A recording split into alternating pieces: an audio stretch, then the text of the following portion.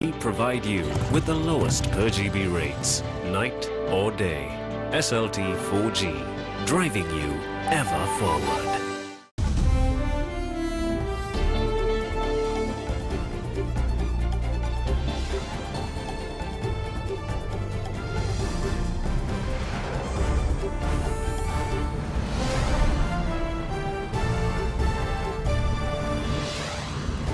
Tonight, stern action.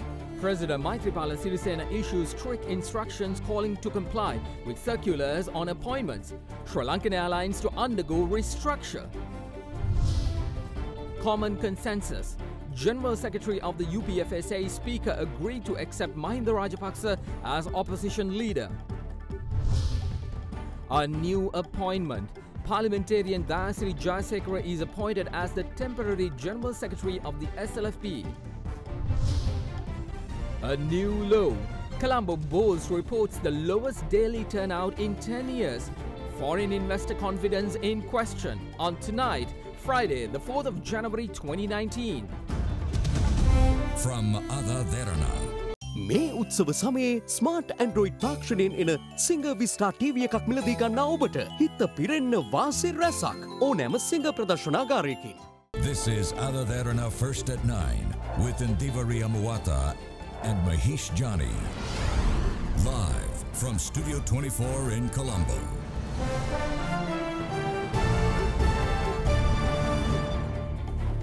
A very good evening and welcome everyone to First at 9 on Ada Derana 24.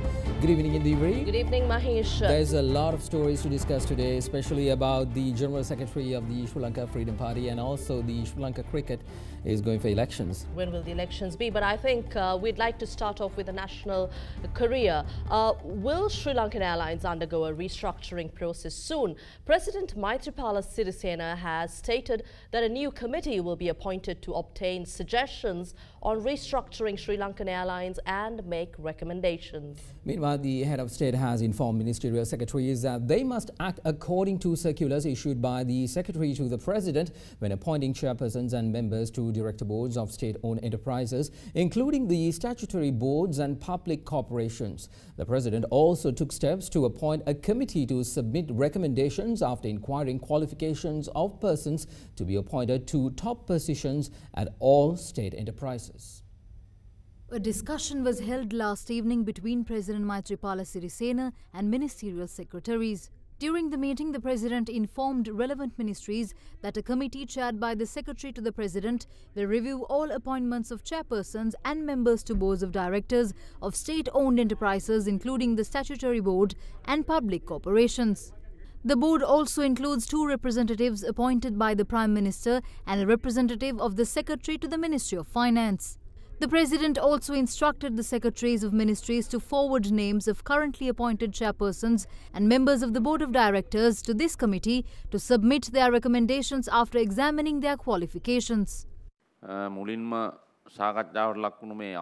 It is a must to work according to the circular issued by the President's Secretary when making appointments. It is also mandatory that you send names of those currently appointed to top positions to the committee for review.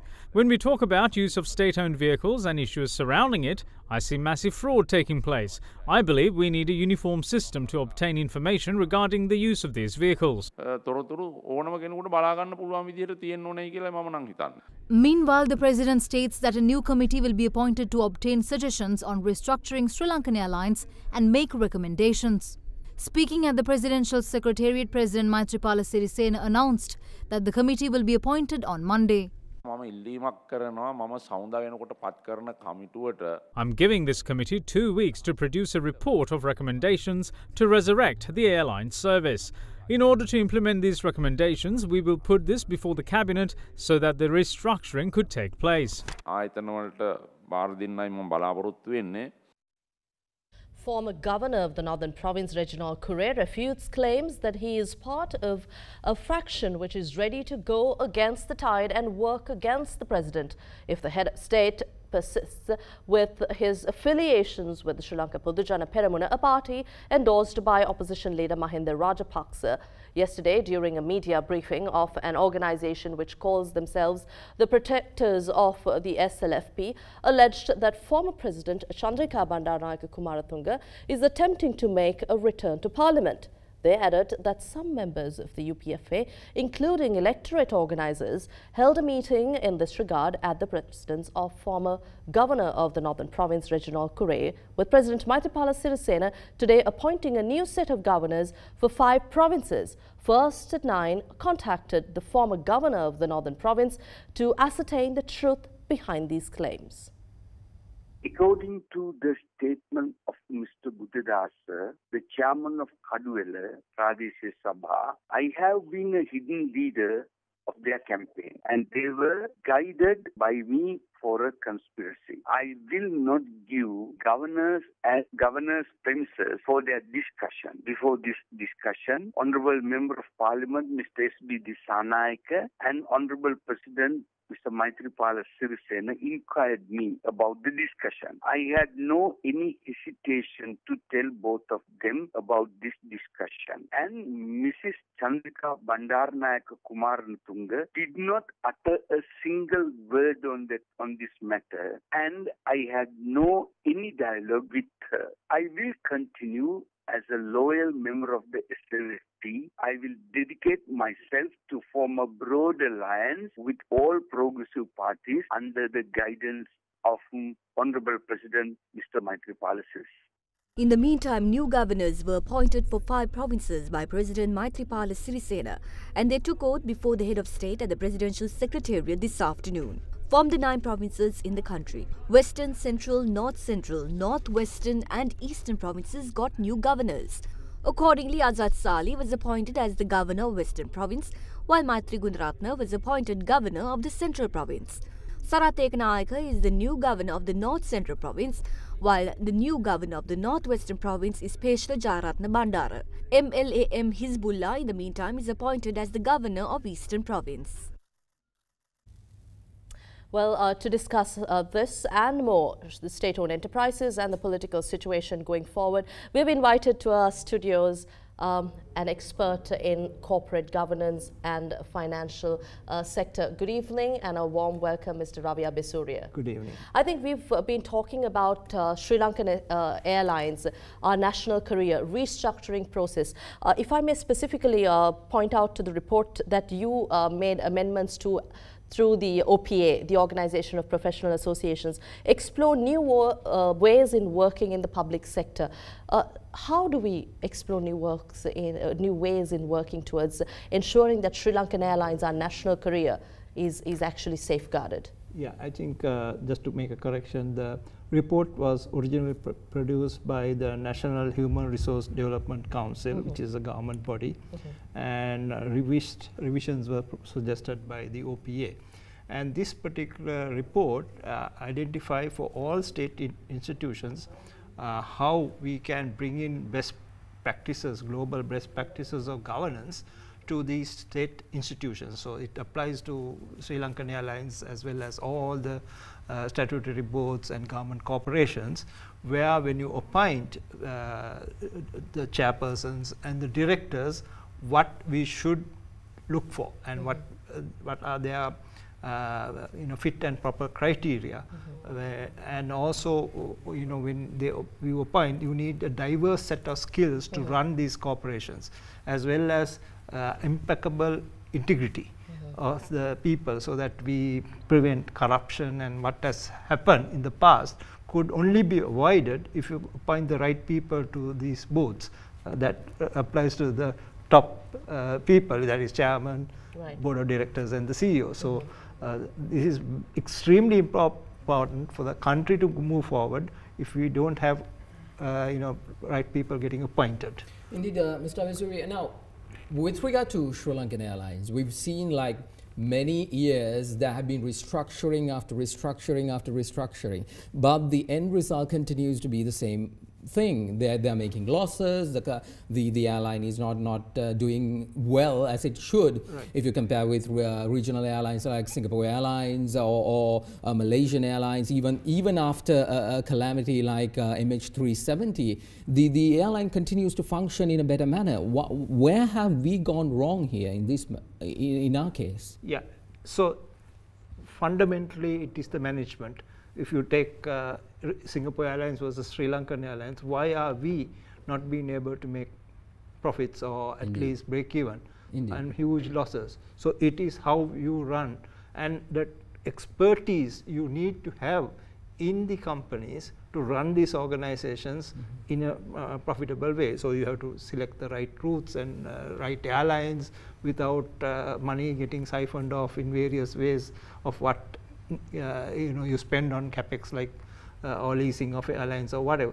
So the most fundamental issue is how they are running these organizations. So you need to have capable people, and if you have the right people who has expertise, that's why I said the people who get appointed to these boards should have the right expertise. You and I may not be able to run an airline. You need to have the right skill set, not somebody's relation or somebody who happened to be there. Right. Indeed, I just wanted to ask, banking on that same question. Now, there is a notion that, locally we may not find the real skill set to run this, because most are taking the example of when the airline was run by Emirates back then, and it was profitable at that time. So does this mean we need intervention, a foreign intervention, in order to make sure that our airline can actually be profitable?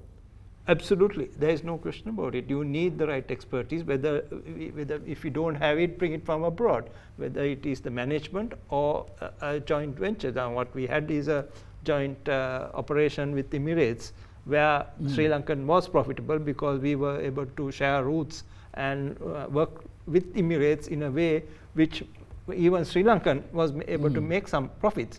Now today we are not. So why is that? Because we don't have the right skill set and we don't have the right routes, and at that time Sri Lankan Airlines had certain advantages, like landing rights exclusively for Sri Lankan, which is no longer there.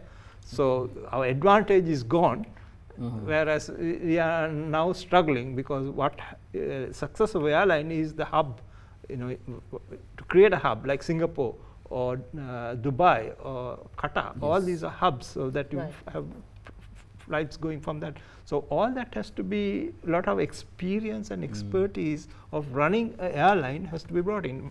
Not only Sri Lankan, there are other European airlines who are also losing money even today. So that's why you need that right type of people. I think something that we've all constantly been talking about is policy consistency, government policy, and also financial literacy, a matter that you discuss and you work towards. In this context, where do we stand as in terms of state-owned enterprises and government policy in gearing state-owned enterprises towards reaching their utmost potential? Yeah, there is a huge lacuna in terms of financial literacy or running organizations in terms of the public. The public thinks that money comes from the sky, and you can run any institution and you can keep paying higher salaries and running organizations, state-owned organizations. It's not the case, so they need to have at least bare minimum political literacy, or how countries operate, how state institutions operate.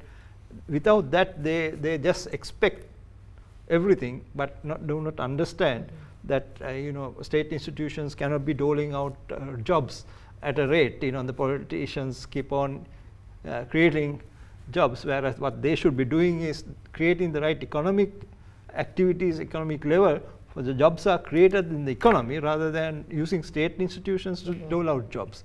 Right. So these are things that keep happening in Sri Lanka, regime after regime, and we continue to keep appointing politicians to come and do that. Indeed. Right, I think on that note, we'll discuss further on this matter. Thank you very much for joining us at our studios 24 on First at 9. Well, Thank you very much, Mr. Ravia Besuria. Mahesh, I think we have more local news to focus on tonight. Indeed, let's move on with the stories we have for you tonight. In a backdrop where the former leader of the opposition, R. Sambandhan, is adamant to hang on to the position, the incumbent opposition leader, Mahinda Rajapaksa, commenced his duties today. He, however, had to do so at his personal office located along the Nelum Mawatha in Bathramulla, owing to Sambandhan refusing to vacate the office of the opposition leader in Parliament.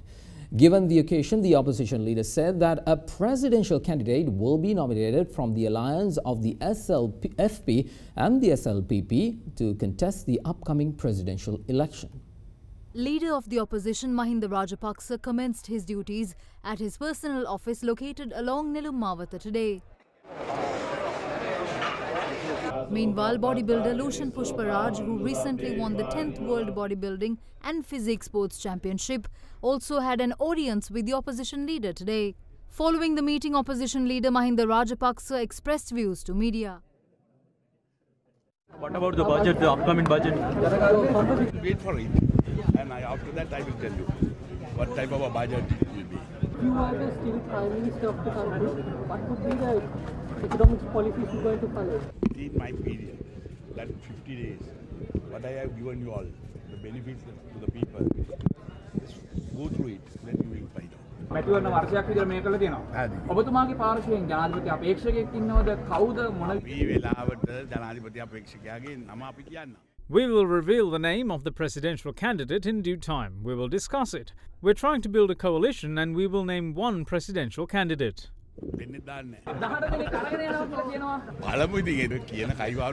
Let's see, things don't happen the way they boast. I don't think 18 members of the SLFP will follow Chandrika.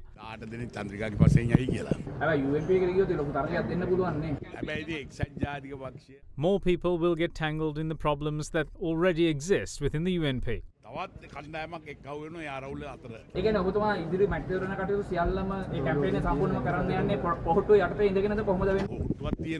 We will create an alliance and its symbol might well be the flower bud. Long-running conjecture over the identity of the opposition leader looks to be coming to an end. A special party leaders meeting was held today at the parliamentary premises, and following which General Secretary of the United People's Freedom Alliance, MP Mahinda Amaraveera, said that the Speaker agreed to accept Mahinda Rajapaksa as the leader of the opposition. During the meeting, it was also decided that the budget for the year will be presented to Parliament on the 5th of February. A special party leaders meeting was held today with the participation of Ministers Lakshman Kiriyalla, Mano Ganesan, Gayantha Karunatilaka, Rauf Hakim and parliamentarians Nimal Siripala de Silva, Dinesh Gunawardena, Anura Kumar Disanayaka and Mahinda Amaraveera. It was held under the patronage of Speaker of Parliament Karu Jayasuriya. However, parliamentarians representing the Tamil National Alliance were absent.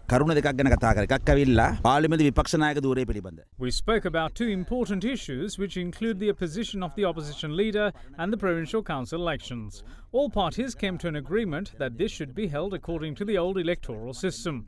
We decided to officially inform our opinion to the Prime Minister and to the Speaker. With regards to the opposition leader's position, the Speaker is of the view that Mahinda Rajapaksa should hold the position of the opposition leader and Mahinda Amaraveera should be made the chief opposition whip. The governing party raised concerns over whether Mahinda Rajapaksa and the group who received membership of the SLPP are considered as members of parliament anymore. The Speaker, however, said that he cannot resolve this problem and that it should be taken to court. We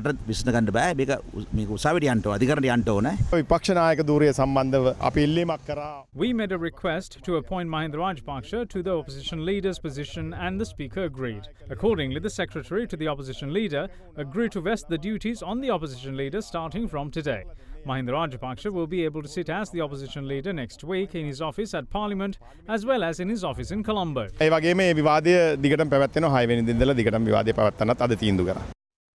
Professor Rohana Lakshman Priyadasa has stepped down from his position as the General Secretary of the Sri Lanka Freedom Party during the Central Committee meeting which was held last night. Now, parliamentarian Dayasri Jayasekara is appointed to the position vacated by Professor Priyadasa on a temporary basis. Speaking to media now following the meeting, it was revealed that Professor Priyadasa will be given an advisory role under the head of state. The Central Committee meeting of the Sri Lanka Freedom Party was held last evening at around 7 p.m. under the patronage of party's chairman, President Maithripala Sirisena, at his official residence. He wanted to tender his resignation on personal grounds. The president accepted it and requested him to work as an advisor at the presidential secretariat. SLFP electorate organisers will be appointed for all districts next week. During today's Central Committee meeting, I resigned as the General Secretary of the party. This year is going to be a year of elections. I think it's practical for a parliamentarian to hold that position. Accordingly, after my resignation, parliamentarian Dayasiri Jayasekara was appointed for the position. Our primary hope is to empower the SLFP along with others who have shifted to the SLPP. ශ්‍රී ලංකා නිදහස් පක්ෂය ශක්තිමත් කිරීම තමයි අපේ පළවෙනි බලාපොරොත්තුව.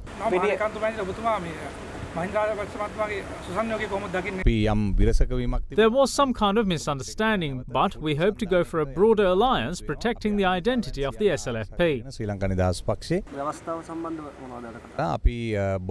We have clearly presented our proposal as the party. We can't agree with something which is outside that. Well, as briefly mentioned by the newly appointed General Secretary of the Sri Lanka Freedom Party, Dayasiri Jayasekara, the talks of a new constitution have been a polarizing topic for some time. Especially after a parliamentarian of the Tamil National Alliance, M.A. Sumandiran, claimed recently that a new constitution will be brought before the Independence Day this year. The topic continues to be in the headlines. Indeed, to this effect, various politicians and civil organizations directed their scorn on the possible underlying motives of the efforts to introduce the new document. As long as we're in Parliament, we will not allow the constitution which is agreed upon by Prime Minister Ranil Wickremesinghe to be passed. There is a racket where members of the SLFP are being traded for money for the UNP. Sumandiran is saying that parties of the UNF, together with some 21 members of the UPFA, are bringing the new constitution before the 4th of February. If that happens, our country would be one beyond a federal state, divided into 9 independent states. Everyone who votes in favour of this, except for the TNA, will have betrayed their nation for money.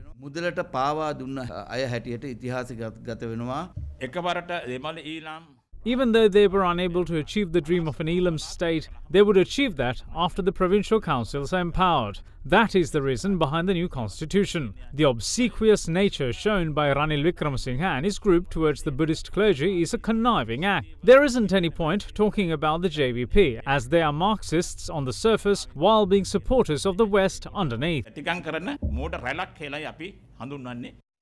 Chief Prelate of the Amarapura sect, Most Venerable Kottagoda Dhammawasa Thera, highlights the importance of having intelligent people in Parliament for the betterment of the country. The Chief Prelate had emphasised this to Prime Minister Ranil Wickremesinghe when the Premier called on the Thera last night. During the meeting, the Venerable Thera had also advised the Premier to ensure that local producers are not discouraged.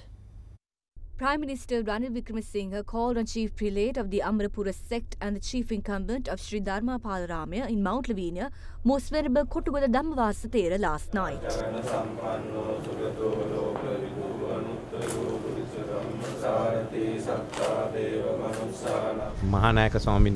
I met the Thera and he advised me on the development and peace. I thank the Chief Prelate.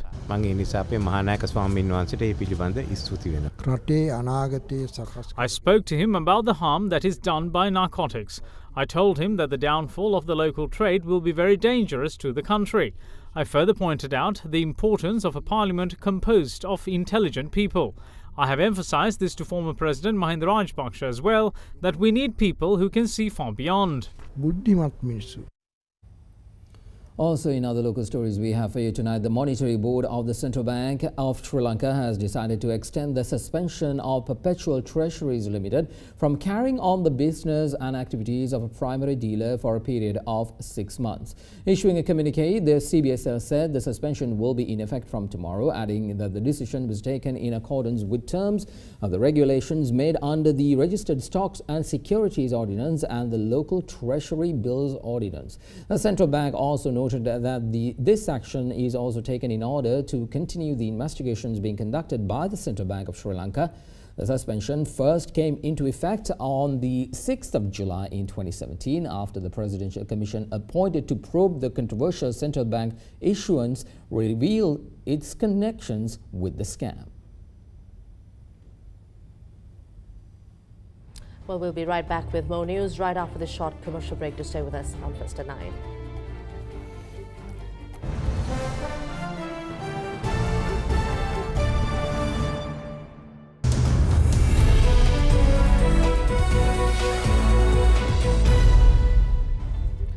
Welcome back everyone to First at 9. In the break we have more stories on the business. Yes, of course, a new law. The Colombo Stock Exchange reported the lowest daily turnover in 10 years today, which was a mere 68.77 million rupees, with little over 3.14 million shares changing hands among traders as at the end of the trading day today. And the last record for the lowest turnover was on the 28th of April in 2019, when the turnover was 64.3 million rupees. Stock market analysts believe that the low turnover was owing to low market participation as investors watch from sidelines in quiet trade. The Colombo Stock Exchange, which has a market capitalization of 2,793 billion, reported its lowest daily turnover in 10 years today. The CSE posted a turnover of just 68.77 million rupees at the close, while the All-Share Price Index rose 0.15% and the S&P SL20 Index rose 0.46%. In fact, this is the second time the Colombo Stock Exchange reported a particularly low daily turnover within a year, with the first being recorded on the 16th of April last year during the government of good governance, as the turnover was 101.94 million rupees, with little over 7 million shares changing hands. Today's figures were much lower than that, with a turnover of a mere 68.77 million rupees and a little over 3.14 million shares changing hands among traders. This comes in a backdrop where the bourse lost 5% last year. The bourse reverted back into the positive sentiment on the gain made by distilleries and HNB. The turnover record for a decade low, while the net foreign inflow was witnessed amidst the low foreign participation. The reason for the turnover is although the great number of the market participants on the sideline to see the further direction. And experts say that Qatar withdrew from the Organization of Petroleum Exporting Countries, or OPEC, to show its dissatisfaction towards Saudi Arabia. Qatar left the organization on the 1st of January, officially announcing that it would focus on liquefied natural gas production.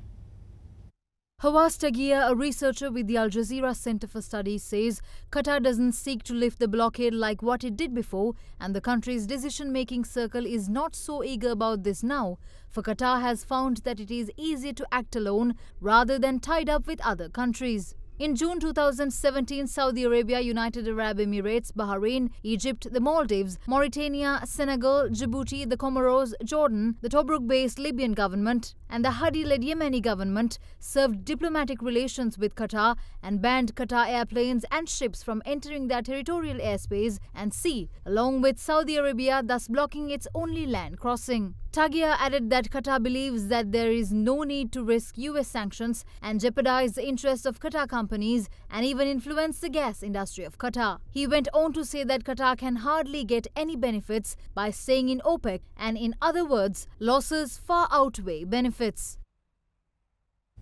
Still in business news, the Sri Lankan rupee recovered from a near record low hit in the previous session to end higher today, boosted by mild dollar inflows aided by some inward remittances. The currency fell 19% in 2018, making it one of the worst performing currencies in Asia, as heavy foreign outflows from government securities weighed with that. And we take a look at how the Sri Lankan rupee traded against other major currencies across the world.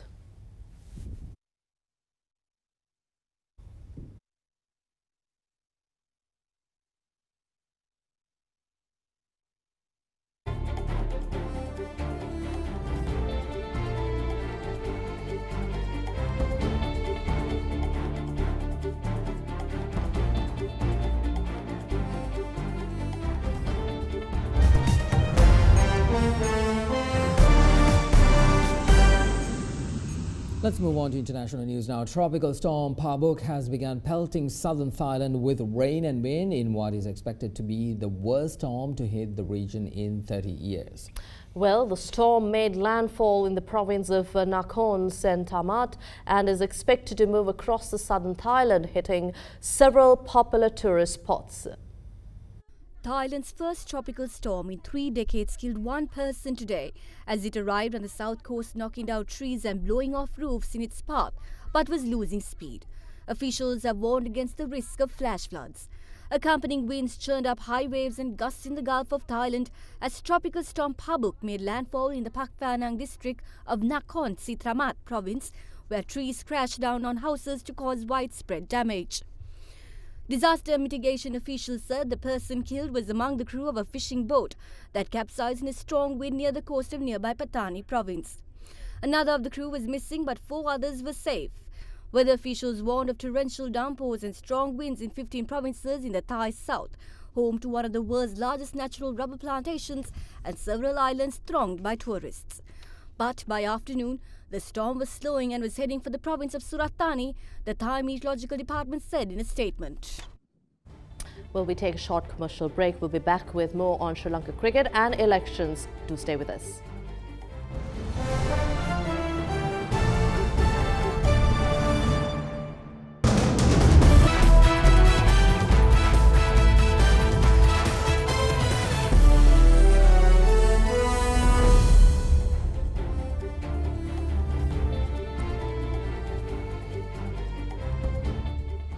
Welcome back. In Sri Lanka, where there have been cries over the postponement of provincial council elections, it's rather befitting that elections at its cricket governing body, the Sri Lanka Cricket, might also be set back. Newly appointed Minister of Sports Harin Fernando today took to Twitter and said that he looked into the possibility of holding SLC elections on the 7th of February. But as per sports regulations, there are legal issues pending pertaining to the Gazette of 2089/56, dated the 22nd of September last year. The minister added that the legal issues especially extended to appointing the election appeal committee, and as such, he is seeking legal advice from the Attorney General's department. Well, that's all the news on First at 9 for tonight. For all the stories we featured tonight, you can log on to www.otherderana.lk and also our social media sites. Mahesh, I'm Indira Yamwatha. And I'm Mahesh Johnny. Have a good night.